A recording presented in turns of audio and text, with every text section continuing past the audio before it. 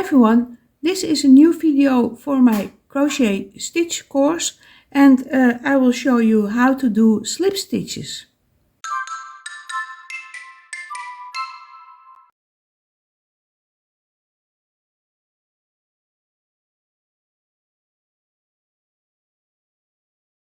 For this video we will do slip stitches, and these are three examples what you can do with just slip stitches. They are made a little bit different, and especially this one is really nice because it's super stretchy.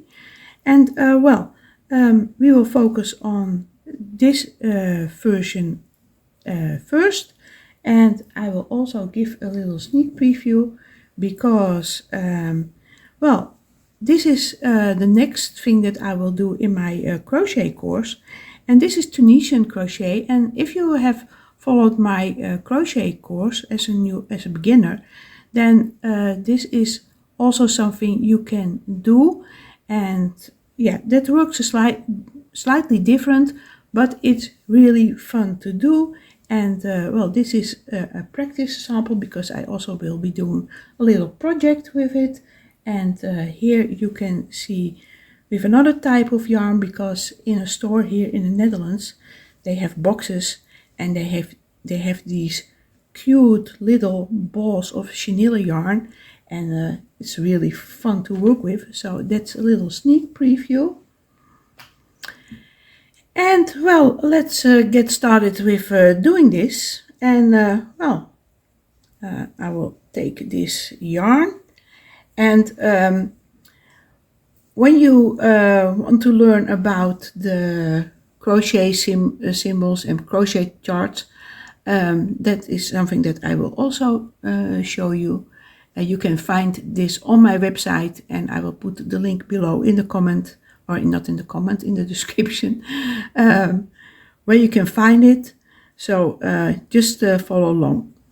And well, if you look at the crochet chart, you will see that you can do any number of stitches, and then you see the little dots above it, and the little dots, they can also be oval shapes that are entirely the same color. So it can be dots or oval shapes, but the difference with the chains is that the oval shapes for the chains are open oval shapes, and for the slip stitches they are closed. So that's the difference. Well, let's do 6 chains. 1, 2, 3, 4, 5, 6. Now, what is very important is that you have to work very loosely, really very loosely. I have gone up a size for this yarn. Usually I have the 5mm, but this time I have the 5.5, and we have now set up 6 chains. And for the slip stitches I like to work into the back bumps for this first row, and do not make turning chains or skip stitches. Just pick the very first bump here and work into this one, and then pull up a loop here. And with single crochets you had to get another loop and pull it through, but this time you don't do that. You pull that loop through that first stitch here, or that first loop on your hook. So we kind of skipped a bit if you compare it to the single crochets. So put a marker into that first stitch. That really helps when working back. Well, let's do that again. Go to the next bump here, insert your hook, pull up a loop, and pull that loop right away through that stitch on your hook. Work loosely. If necessary, pull up on that loop a little bit. Again, here, this is number 3. And you can do it in 2 little steps like I just did, but you can also, if you are familiar to the movement, you can do it in 1 move. So here, and pull it through right away. So here again,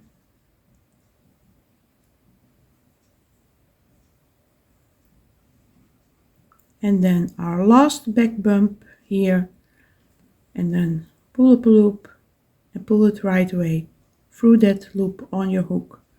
So this is our first row, and 1, 2, 3, 4, 5, 6 stitches here, and we also had 6 stitches in our foundation row. So that's always the same number of stitches that you will have. Well, let's turn this over to do the next row, and then again work through that very first stitch.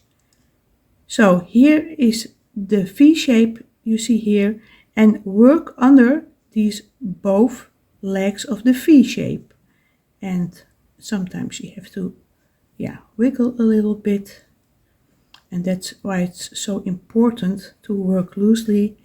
And I admit I always have to remember myself to work loosely, because often I forget, and then I want to be quick, and then I end up with stitches that are a bit harder to work through. So again, here, pick up that next stitch here,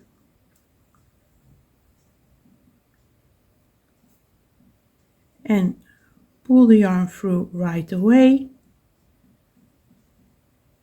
And you can also identify which was the last stitch that you worked into, because the yarn here, you see here that it comes from this V shape, so you know that this is the next V shape that you have to work into. And again, this is why it's important to work very loosely, because this stitch is hard to work through if you do it too tight.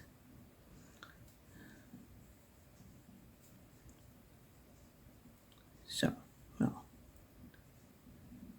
just 2 more to do.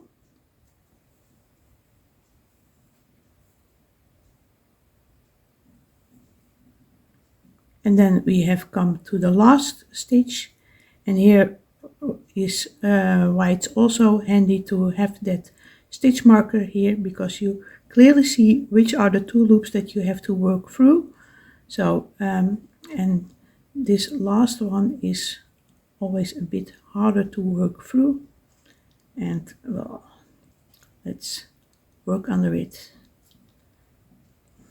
Because something that you really have to pay attention to is that your first stitch is not too loose, because that will make a very bumpy side, and well, that's not very nice. So here we have it. So, well, this was a quick overview of how to do the slip stitch, and well, like I said, with these 3 examples, you can do different ways to work through the loops, and that is what I will show you in the videos for my online crochet stitch library. And well, then I would like to ask you, if you like this video, then please give me a thumbs up. And if you have not already subscribed, then please subscribe and put on that bell, because there will be a lot more videos with all kinds of crochet stitch patterns. And well, then you will not miss anything. And then I will see you back in the next video.